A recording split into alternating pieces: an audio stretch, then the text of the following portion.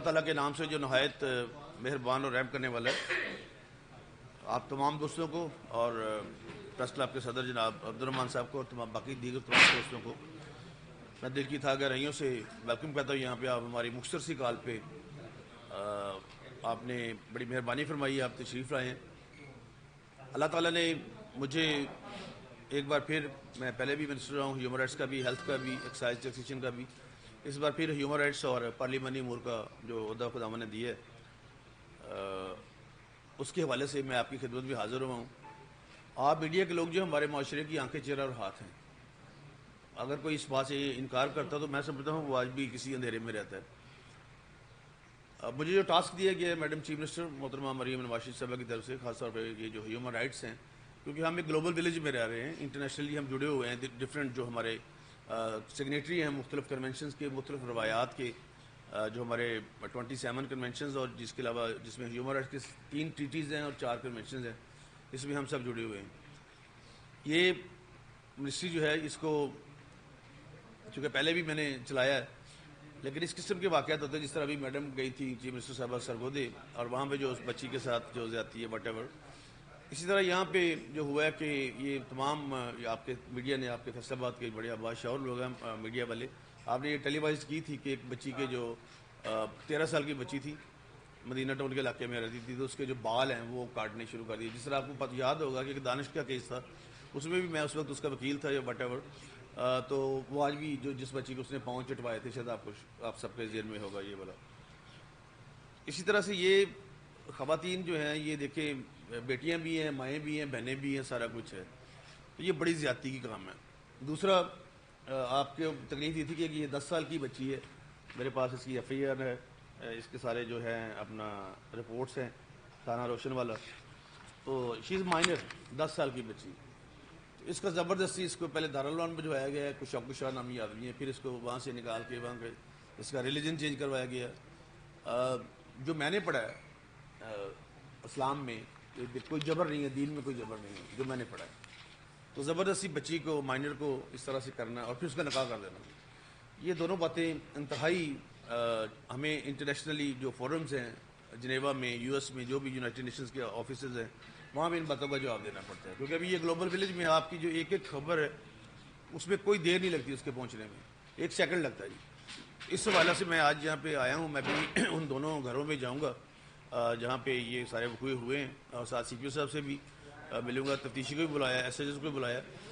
کوشش کریں گے جب تک خدا نے موقع دیا ہے کہ کم سے کم جتنا، اگر بالکل اس کو ختم نہیں کر سکتے تو اس میں کمی بہت زیادہ ضرور لائیں، تاکہ انٹرنیشنلی جو پاکستان ہماری خدا داد مملکت ہے، اسلامی مملکت ہے، جو اللہ پاک نے ہمیں ایک تحفہ دی ہے، اس میں یہ جو ہے فنڈامنٹل رائٹس کی جو وائلیشن ہے، خلاف ورزی ہے، یہ نہ ہو. اور اس میں ہم بھرپور دن رات، ابھی جو ہمارا ٹاسک ہے، چیف منسٹر صاحبہ نے فرمایا کہ آپ کے پاس صرف ایک دن Sunday you can only stay, یا اپنے حلقے میں جا سکتے ہیں، باقی آپ نے جو 6 دن ہے کام کرنا ہے، کیونکہ کام بہت زیادہ کرنے والا ہے. اور یہ بہت بڑا جی ایک شعبہ ہے. اس میں میری آپ سب سے بھی یہی التجا ہے، میری گزارش ہے، ہمبل سبمیشن ہے کہ آپ سب میرا اس میں ساتھ دیں، تاکہ ہم لوگوں کے کم از کم کسی ان کے جو فنڈامنٹل رائٹس ہیں اس کو تو محفوظ کر سکیں. تو یہ میری آج کی جو تھی آپ کو تکلیف دی تھی، اس حوالے سے میں یہ بات کرنا چاہتا تھا. ابھی میں ریکویسٹ کروں گا اگر کوئی دوست ساتھ جا سکتے ہوں گے. وہ بچی جس کے بال کاٹنے والی تھی وہ بھی ٹیلی وائز ہوئی تھی ساری خبر، اور اسی طرح یہ جو بچی چھوٹی 10 سال کی جس کا ریلیجن بھی چینج کروایا گیا اور پھر اس کا نکاح بھی کر دیا گیا، وہ شاہ نامی آدمی ہے کوئی واٹ ایور. تو اس حوالے سے بھی سی پی او صاحب سے بات کریں گے کہ ان کا فوری طور پہ ایک تو بچی جو ہے وہ اپنے ماں باپ کے گھر اس کو بھیجے جائے، اور دوسرا وہ جنہوں نے یہ بال کاٹے یا نہیں کاٹے یا جو بھی واٹ ایور جو بھی پرچہ ہوا ان کو بھی قرار واقع سزا جو دلوائی جائے. کیونکہ ہمارے اکثر یہ ہوتا ہے کہ پروسیکیوشن اتنی کمزور ہو جاتی ہے کہ پھر لوگوں کو سزا نہیں ملتی، لوگ پھر عدالتوں پہ الزام لگاتے ہیں. لیکن اگر آپ پروسیکیوشن اسٹرانگ کریں گے تو اس پہ آپ ڈیفینیٹلی جو سرٹینٹی ہے لا کی وہ لازمی سامنے آئے گی. تو یہی آج کا میرا ایجنڈا تھا جی، یہی آج کی بات کرنی تھی. اگر کوئی حکم ہو، کوئی سوال ہو تو آپ لازمی پوچھ سکتے ہیں.